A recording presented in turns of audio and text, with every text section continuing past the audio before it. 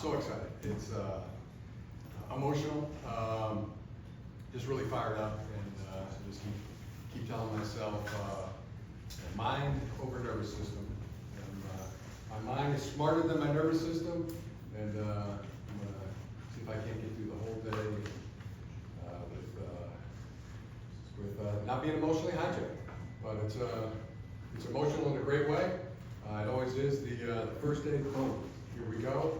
And mainly I want the players to get the message of that. Like, really, today's practice is going to be like mini camp 2, mini camp 3, day 3. So it's an extension of that. I like to treat it like we never left, and have be like a mini camp. That's your mandatory mini camp number 4 today. That's the mindset that I want our players to have. So as much as I can, I'm trying to be in that mindset. I can let my emotions and excitement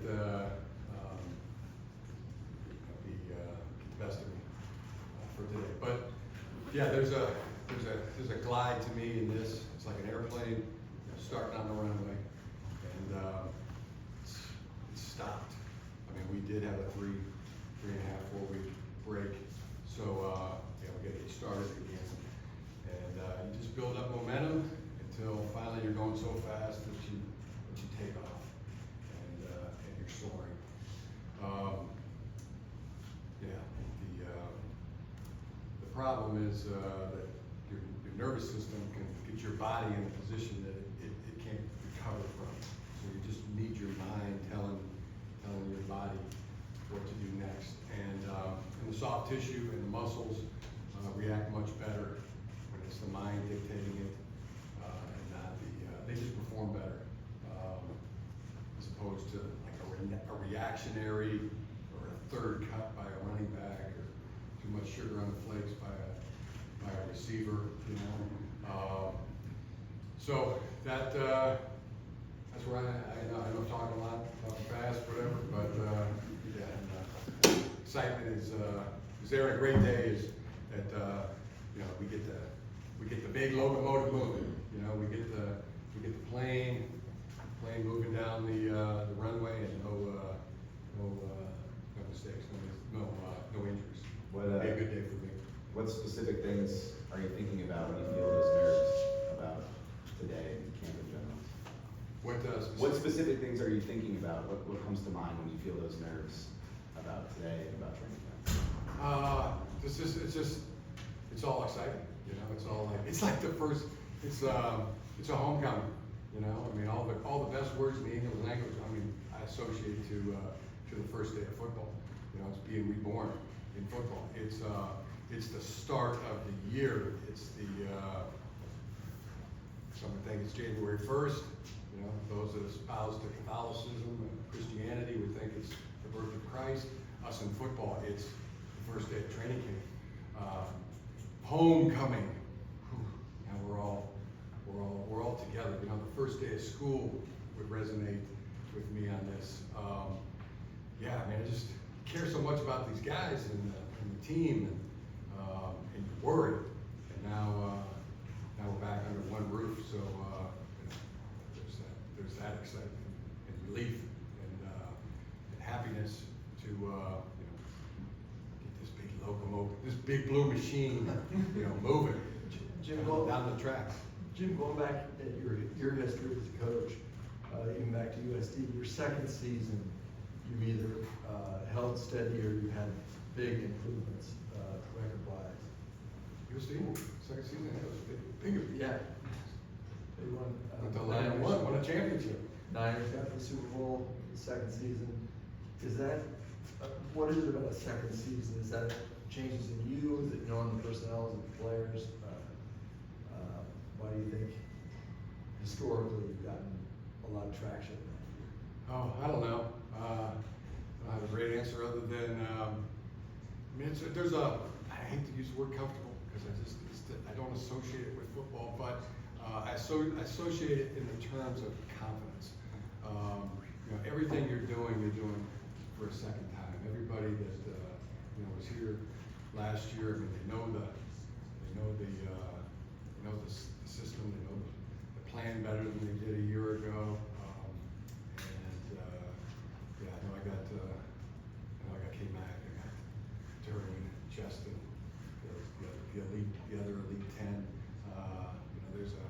confidence there.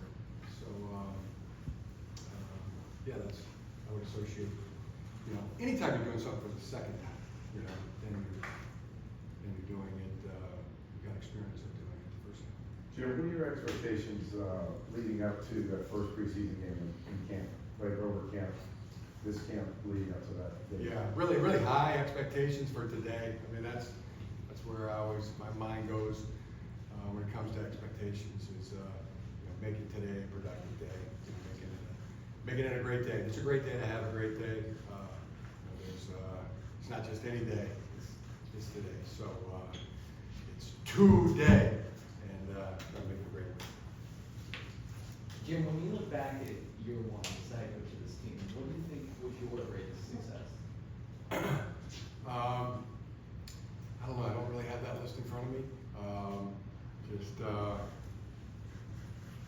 The first thing that pops into my head is just that's the best day job I've ever had, and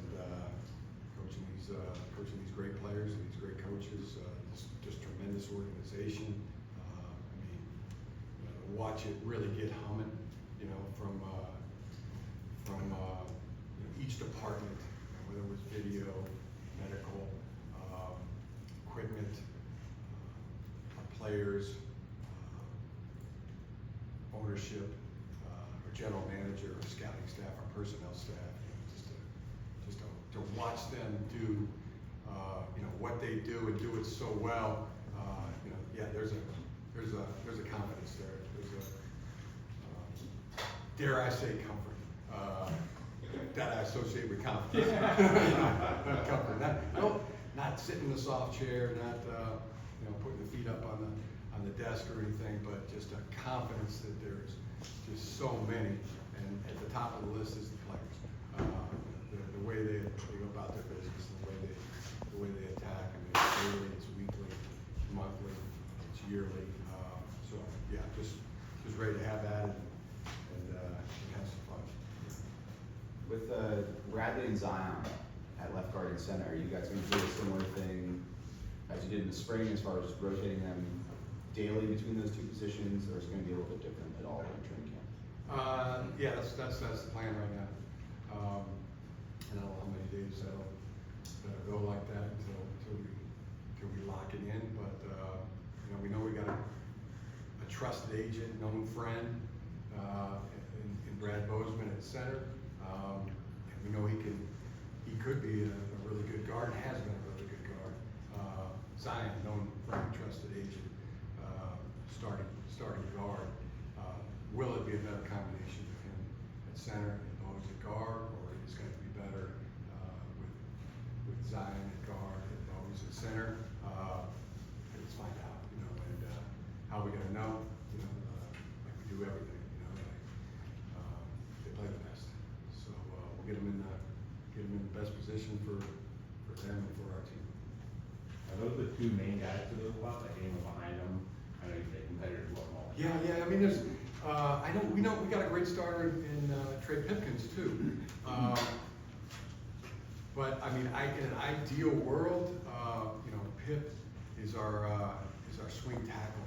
We can let him concentrate, tackle, and we know if anything happens to either of our two great ones, we got a great guy that will go in, and there'll be no little to no drop off.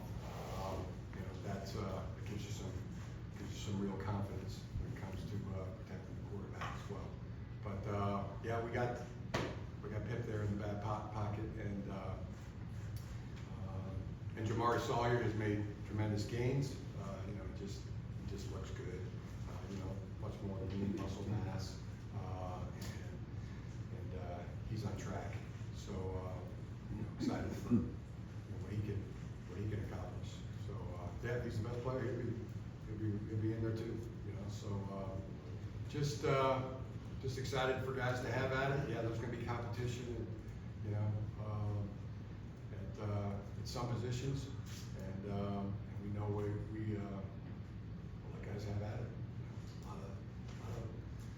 A lot of depth positions. There's going to be competition. The waters are heated. But we did a great job in the off season bringing in players and the draft, and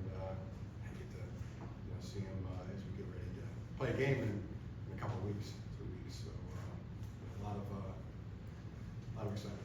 Jim, trading hours, how important is it to get that situation resolved so you can get going on the football field? Yeah, it's really important, and, there's a business side to football, and he and Joe Ortiz will, if that works out, just have confidence in that,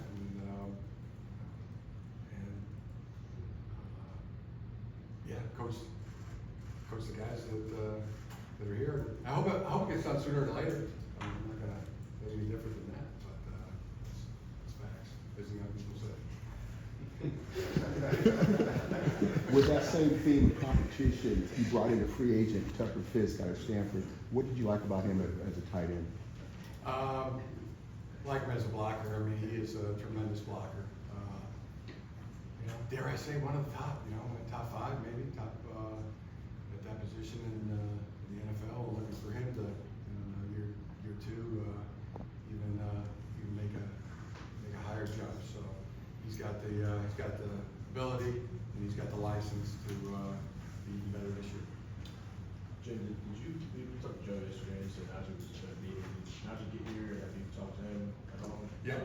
What's the good spirits? Yeah, Naj's here, he's in meetings, and just great to have him. A lot of gratitude that he's here. I mean, I'm the age of being a parent, I got kids that are these guys' age, so just the feeling of having everybody back under the same roof is a good one. You're not concerned at all, like Joe said, you expect them back soon? Yeah, we're gonna get into the medical piece here, which I have no degree hanging on the wall. A lot of things on the wall, but a medical degree is not one. What kind of opportunity is this for Omarion if Najee is going to miss any time here? Yeah, he's been attacking, hitting it hard, and he's still got some days till before we're in pads, but I think he's gonna be even better in pads. But look good without him. He's well trained and ready to roll. You took a trip to the White House. How was that? That was great. There's a lot of gratitude there to be invited to the White House to meet the president with my family, my mom and dad. President Trump was just great to my mom and dad. That meant so much. My brother John, his daughter Allison, my 2 daughters, Addie and Katie, my sister Joni, and niece Ainsley. So there's 9 of us, and it was great. And who gets invited to the White House with 8 other family members and doesn't go? Nobody. There's also another cool fact with me, like, I met 7 presidents. There's been 45, and I met 7 of them. The first one was Gerald Ford when he was 10 years old. It was caddying for, I asked Bo Schimbeck if I could be his caddy for the Michigan Open in 1973 or 74, and he was in the same group as President Ford, and also President Ford came to one of our practices when I was in college.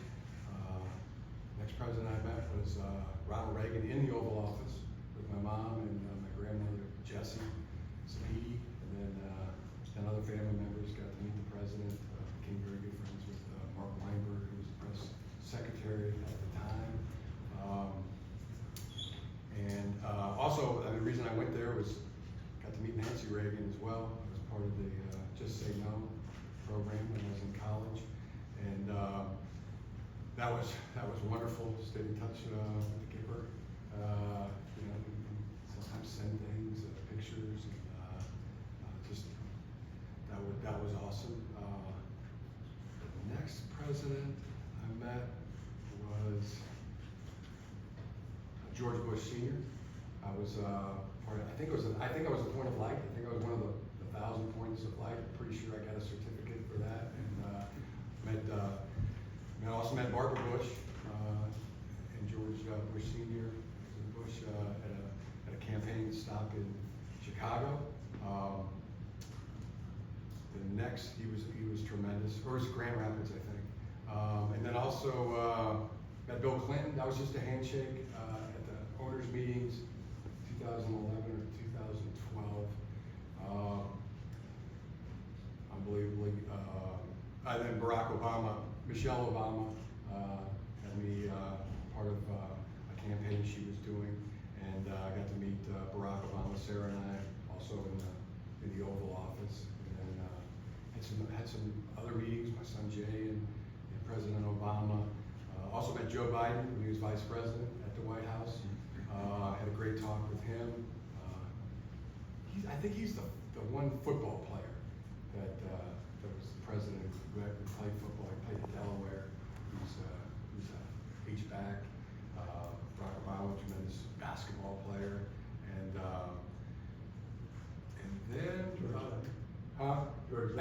then I haven't yet. Hopefully George W. And Pope Francis, can't leave out president. Yeah, doesn't get any higher, doesn't get any better than Pope Francis. So I think 7 presidents, Pope Francis, 4 first ladies. I've caught 22 foul balls in games, but 22? Yeah, Like sitting in the stands? legit. Yeah, like it was either a foul ball or a home run. Yeah, I'm really proud of that. I don't think I'll get to 22 presidents, but hopefully, God willing, and the creek don't rise. Maybe 15. Maybe hopefully 15 or 16. Can you go through all 22 foul balls now? Most of them came. Yeah, I love it. That was a serious question. Best foul ball. Did you keep them?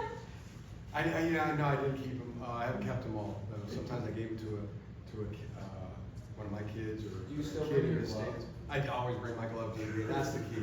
You gotta bring your glove. You gotta sit. Huh? A prime position for that? Joe Ortiz asked me the same thing. He questioned me on like 22. So yeah, the 13 of those foul balls came when I was a youngster, going to Tigers games. My dad and Gage Brown grew up together in Crestline, Ohio. They played football, basketball, baseball together.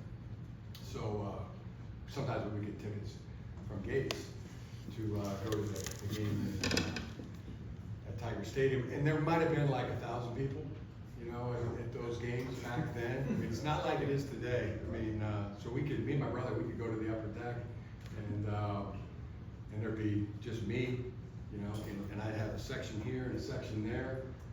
So anything that came up there, I was getting it. John he had 3 sections he was covering, you know, so we were coming away with, sometimes in a game, you know, 2 or 3 foul balls. So 13 of them I got there. And then I got 3 or 4 in Padres Stadium. Bob Spear had really good seats behind third base. I take my glove and count on getting really close. I think my all-time best was Chicago Wrigley Field. Got a home run there, and I used my technique of going down. You know, where everybody's going up, I'm going down. I'm going down. So yeah, you get down there, and I came up with the ball because it usually hits, and then it gets dropped and goes to the floor. You know, so, but I came up with that one, and a couple mustard and ketchup wrappers. Do you remember who white hit the home run? T-shirt. I had a white T-shirt. Do you remember who hit the home run? I don't remember, but it was 1988, 89. It was one of those 2 years.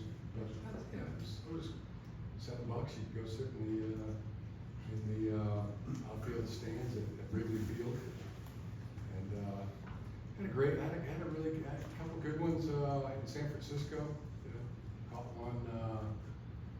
caught one where it was fouled, and you know, foul ball is always going to come back to the field. So kind of position myself back. You always bring it back to the plate like a real catcher does, and I was able to catch one before it It almost took me back onto the field, but I got that. Is there a life lesson to be learned, sort of zigging when everybody else zags?